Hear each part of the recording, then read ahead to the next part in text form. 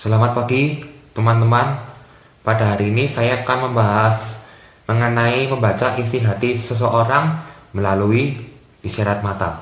Bila kita kritis, jeli, dan peka terhadap keadaan ketika berbicara dengan seseorang, maka kita akan mendapatkan kesan yang berbeda-beda dari seseorang yang sedang kita ajak bicara. Luangkan waktu beberapa saat untuk belajar teliti dan kritis terhadap sinar mata lawan bicara kita. Ada 3 hal yang perlu kita ketahui mengenai sorot mata dari lawan bicara kita. Pertama, suasana nyaman dan menyenangkan ketika kita sedang bercakap-cakap dengan lawan bicara kita. Kedua, lawan bicara kadang-kadang membuat diri kita menjadi salah tingkah. Ketiga, ialah kita benar-benar tidak kuasa untuk menatap lawan bicara kita terlalu lama.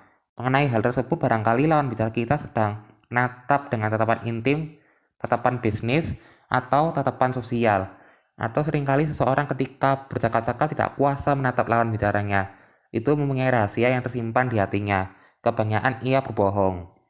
Seseorang pemain sandiwara ulung sekalipun seseorang yang pandai memainkan watak sekalipun tak akan mampu menatap lawan bicaranya jika kita ketika bercakap-cakap ia menyembunyikan suatu rahasia, hati atau informasi yang bohong.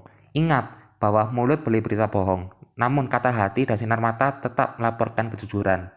Oleh sebab itu, orang yang sengaja berbohong tak akan suka menatap mata lawan bicaranya dalam waktu lama pada saat mereka bertemu.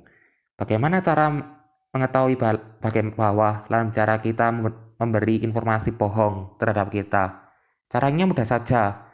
Perhatikan sorot matanya. Bila orang di hadapan Anda itu termasuk tipe orang yang kurang dapat dipercaya atau tidak jujur, maka sorot matanya mengundang tanda tanya. Biasanya ia hanya mampu menatap kita selama beberapa menit lamanya waktu pertemuan. Sesekali ia menunduk atau pandangannya berputar-putar. Misalkan pandangannya ke gambar dinding, menunduk dan menatap pahanya atau sepatunya. Tanda-tanda semacam itu kiranya sudah cukup untuk kita jadikan indikator. Apakah orang yang bercakap-cakap dengan kita ini jujur atau kurang dipercaya? Isyarat menutup mata. Pernahkah Anda bercakap dengan seseorang sementara orang tersebut kadang-kadang menjawab pembicaraan Anda dengan menatap dan sekali menutupkan matanya? Kesan dari pembicaraan Anda atau dari pertemuan Anda dengan orang yang gaya bicaranya menutup mata ini tentu kurang menyenangkan atau bahkan Anda merasa jengkel. Atau pada kesempatan lain kita pernah menghadiri acara resmi di mana yang menjadi pembicara di atas podium dan dalam menyampaikan kata sambil menutup kedua matanya dan jarang sekali ia membuka matanya kemudian menatap mantap orang-orang yang hadir dengan penuh bersahabat. Hal tersebut sebenarnya adalah gerak isyarat yang sama sekali tidak disadari. Perhatikanlah gaya bicara seorang ibu yang menjauhkan mata ketika berbicara dengan seseorang. Pada saat ia melakukan gerak-gerak isyarat yang sebenarnya tidak sadari adalah merupakan usaha bawah sadar untuk menghilangkan seseorang lawan bicara di pandangannya. Ada 2 alternatif dari gerak isyarat ini. Pada saat tertentu ia memejamkan mata dan relatif sedikit waktu yang dipakai untuk membuka selama pertemuan. Ari merasa superior, ia merasa lebih tinggi derajatnya. Sementara Anda dianggapnya orang kecil yang kurang berarti bagi dirinya. Isyarat tatapan mata intim. Tatapan mata yang disebut intim ialah bila mana orang yang satu dan orang kedua dalam pertemuan dan berbicara ada salah satunya yang merasa simpati. Jika Anda berbicara dengan orang lain lawan bicara Anda dan Anda merasa tertarik kepadanya, maka tanpa Anda sadari, mata Anda ini sudah memasuki bentuk isyarat tatapan intim. Pada umumnya, tatapan intim ini terjadi dalam pertemuan antara lain jenis dalam jarak yang berdekatan. Maksudnya ialah saat kedua orang yang berlainan jenis itu bercakap-cakap dan salah satu di antaranya merasa tertarik atau jatuh cinta. Maka tatapan intim ini dilakukan tanpa rasa kesadaran. Adapun tanda-tanda tatapan mata intim ini adalah sebagai berikut. Bahwa tatapan jenis ini mula-mula Anda lakukan sadari dengan mengarahkan pandangan tertuju melintas kedua organ mata dan daerah hidung, bibir, kemudian turun sampai ke daerah dada. Pria dan wanita memakai tatapan ini secara sadar terdorong oleh perasaan tertarik atau mengundang rasa perhatian pada orang yang menjadi objek perhatiannya. Tatapan ini seringkali digolongkan sebagai jenis tatapan mata yang mengundang. Pasangan usia remaja yang sedang jatuh cinta pada dasarnya hanya tertuju pada daerah mata, hidung, bibir, dan selanjutnya ke dada. Namun, jika keduanya berada dalam jarak jauh, maka pandangannya tertuju pada mata terus melintasi bentuk tubuh dan terpusat pada daerah sekitar paha.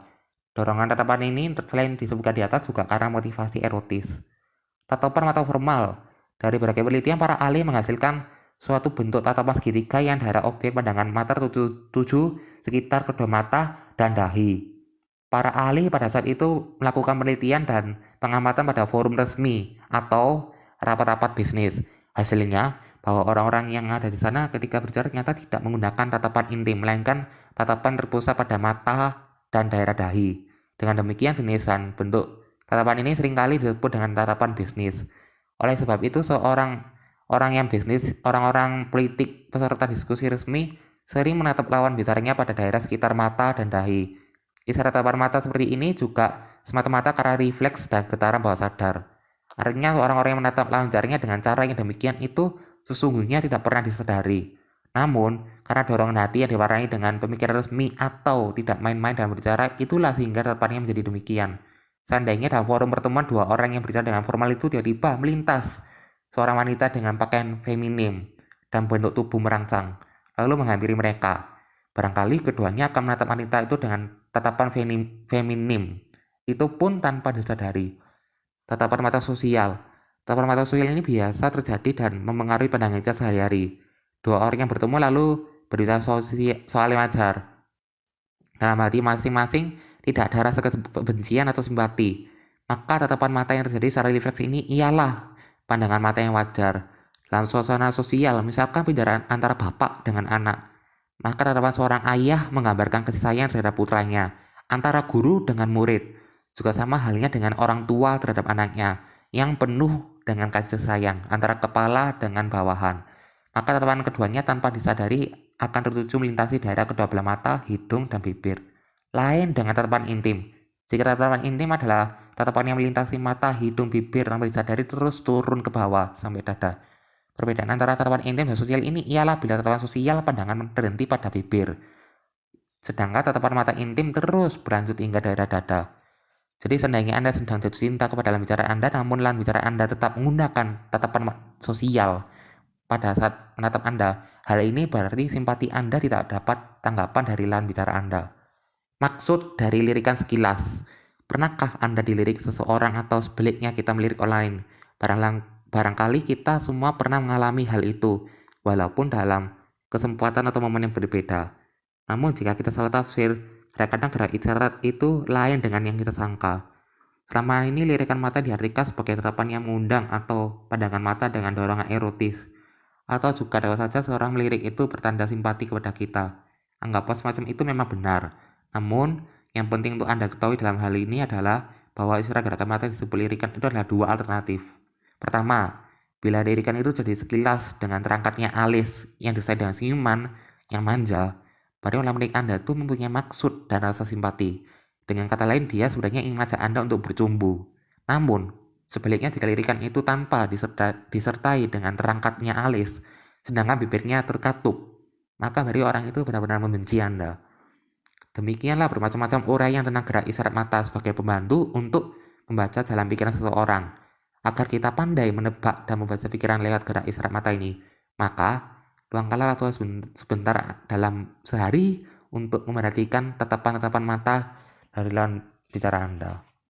Tentunya dalam suasana dan pertemuan yang berbeda, misalnya pagi hari, Anda bertemu dengan seorang teman lama, maka perhatikanlah tatapan matanya yang menyorot pada kita. Lalu, siang hari bertemu dengan pimpinan perusahaan tempat kita bekerja, dan kita dapat teguran. Saya menegur dan memperingatkan kita tersebut tatapan yang manakah secara refleks dipakai oleh pimpinan perusahaan tersebut.